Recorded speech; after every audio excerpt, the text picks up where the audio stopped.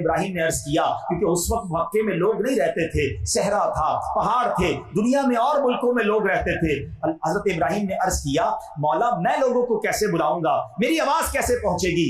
रब अज़्ज़ व जल ने फरमाया, ऐ इब्राहिम तुम्हारा काम आवाज लगाना है, हमारा काम लोगों तक पहुंचाना है। आप जनाब अबुल कुबैस पर चढ़ गए और आपने लोगों को अल्लाह के घर की तरफ बुलाया, हज के लिए बुलाया।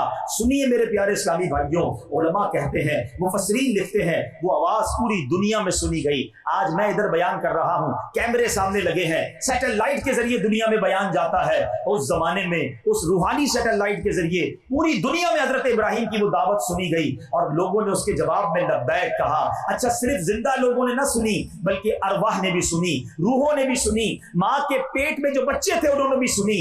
उलमा फरमाते हैं, उस वक्त हजरत इब्राहिम की उस पुकार पर जिसने एक बार लब्बैक कहा था, या जिसकी रूह ने एक बार लब्बैक कहा, वो एक हज करेगा। जिसने 2 बार लब्बैक कहा वो 2 हज करेगा, और जिसकी रूह ने जितनी बार लब्बैक कहा उतनी बार उसे अल्लाह के घर बुलाया जाएगा। अल्लाह अकबर। ये हजरत इब्राहिम अलैहिस्सलाम की शान है। मगर आपकी जवानी में जब आप 17 या 19 साल के थे, एक बड़ा अजब वाकया हुआ, और ये वाकया हम सब के लिए सीखना और समझना बहुत जरूरी है। हुआ ये कि आप जिस इलाके में रहते थे वहां लोग बुतों की पूजा करते थे, अल्लाह का नाम ना लेते थे। हजरत इब्राहिम अल्लाह की इबादत करते थे। वो लोग आपको बुलाने लगे कि एक बहुत बड़ा मेला है और जनाब बड़ी हम रात हल्ला गुल्ला करेंगे, अय्याशी करेंगे, चलो साथ चलते हैं। हजरत इब्राहिम ने फरमाया कि मैं तुम्हारे साथ नहीं जाऊंगा। गांव वाले चले गए, आप बुत खाने में गए, आपने देखा छोटे बड़े बुत हैं, आपको बड़ा गुस्सा आया कि ये कैसे लोग हैं, खुदा को छोड़कर अपने ही हाथ से बनाकर इन बुतों की पूजा करते।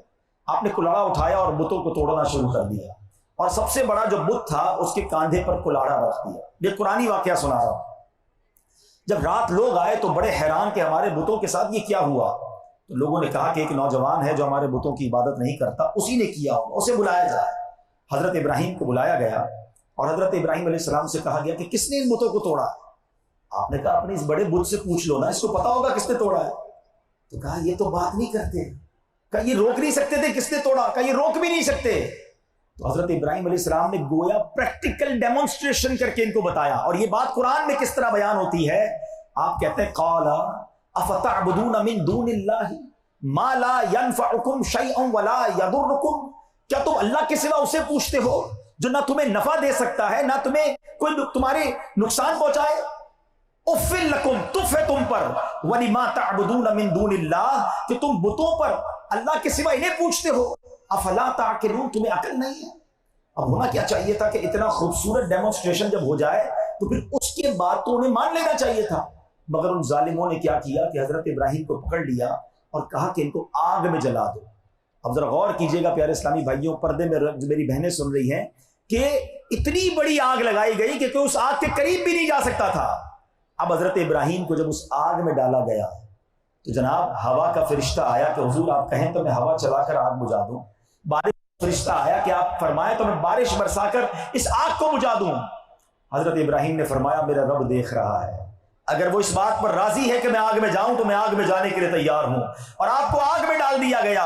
अब एक रिवायत के मुताबिक हजरत इब्राहिम अलैहिस्सलाम 40 दिन तक, और एक रिवायत के मुताबिक 50 दिन तक उस आग में रहे। हम 1 सेकंड 1 मिनट हाथ लगाए तो हाथ जल जाता है।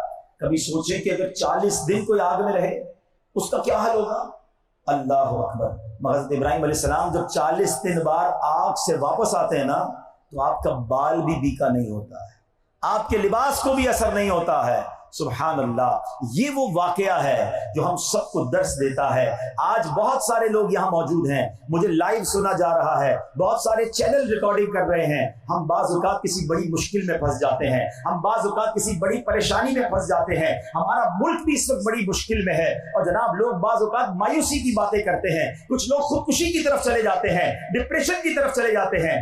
ऐसा ना किया करो। याद रखें, शायर मशरिक ने बड़ी प्यारी बात कही है। आप कहते हैं, अगर आज भी हो इब्राहिम सा ईमा पैदा, अगर आज भी हो इब्राहिम सा ईमा पैदा, आग कर सकती है अंदाजे गुलिस्तां पैदा। हमें आज हजरत इब्राहिम जैसे तवक्कुल की हाजत है। अगर रब अज़्ज़ व जल की तरफ से कोई आजमाइश आई है, हमें उस पर भरोसा करना है। और देखिए तवक्कुल जो है ना, इस पुरानी वाक़े से हमें सबक मिल रहा है। हमारा प्रॉब्लम यही है, हम सब पर भरोसा करते हैं, हम रब पर भरोसा नहीं कर रहे, हम अल्लाह करीम की जात पर भरोसा नहीं कर रहे, हम रब ताला पर अपना तवक्कुल खो बैठे हैं। हमें लगता है जब तक पैसे नहीं होंगे मसला हल नहीं होगा, जब तक ताल्लुकात नहीं होंगे मुश्किल हल नहीं होगी। एक बात याद कर लें, जो लोग कहते हैं ना पैसे होंगे तो बीमार हुए तो इलाज करवा लेंगे, ये भूल है हमारी। आप बेहतरीन डॉक्टर कर लें, आप बेहतरीन हॉस्पिटल कर लें, अगर अल्लाह करीम ने शिफा नहीं देनी तो शिफा नहीं मिलनी। और बंदा कैंसर के मर्ज में हो, डॉक्टरों ने मना कर दिया हो और मेरे रब ने शिफा देनी है, तो वो रात बीमारी में सोता है, सुबह सेहतमंद हो जाता है।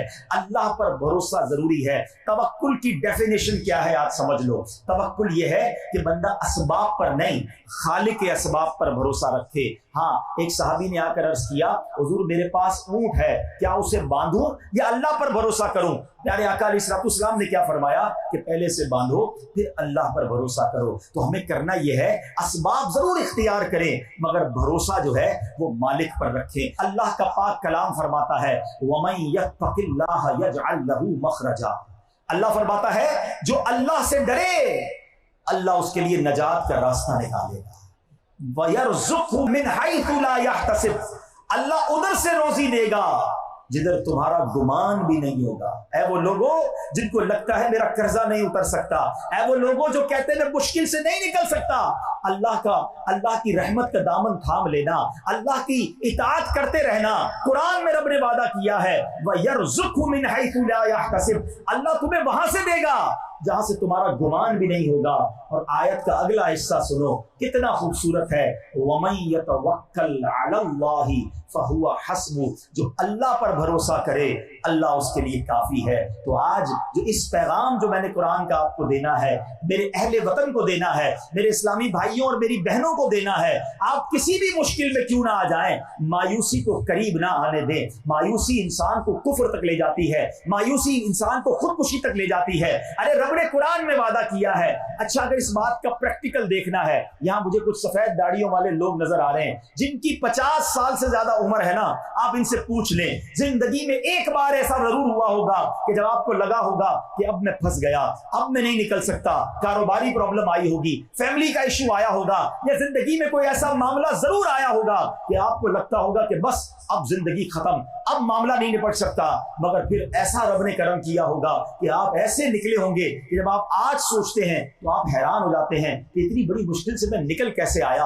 अरे यही तो कुरान का वादा है, वयरज़ुक़हु मिन हैथु ला यहतसिब, अल्लाह उधर से रोजी देगा जिधर तुम्हारा गुमान भी ना होगा। ये पैगाम लेकर जाएं कि हमने अपने रब पर भरोसा रखना है। अगर वतन भी मुश्किल में है ना, तो आज हमारे वतन की भी हैप्पी बर्थडे है। थोड़ी देर बाद 27वीं शब शुरू होने वाली है गवर्नर साहब, और 27वीं शब ही को हमें ये प्यारा वतन अल्लाह ने पाकिस्तान अता किया है। हम गुनाहगार, हम कमजोर, हम यकीनन निकम्मे हैं, मगर मेरा रब बड़ा ताकतवर है, वो बड़ा करीम है। ये वही मौला है जो 313 अफराद हो तो फरिश्तों के जरिए बदर के मैदान में मदद करता है। ये वही रब अज़्ज़ व जल है, जब काबे पर अबरहा के हाथियों ने मैली नजर डाली तो वो अबाबीन के लश्कर के जरिए उन हाथी वालों के परख उड़ा सकता है। हम मानते हैं हमारे दुश्मन बहुत बड़े हैं, हम मानते हैं उनके पास फौजें भी बड़ी हैं, हम ये भी मानते हैं इस हमारे वतन के अंदर भी वतन को बर्बाद करने वाले लोग बड़े हैं, मगर मेरा रब सबसे बड़ा ताकतवर है। आज मुबारक रात आने वाली है, मैं ये जरूर चाहूंगा, अपने तमाम अहले वतन से गुजारिश करूंगा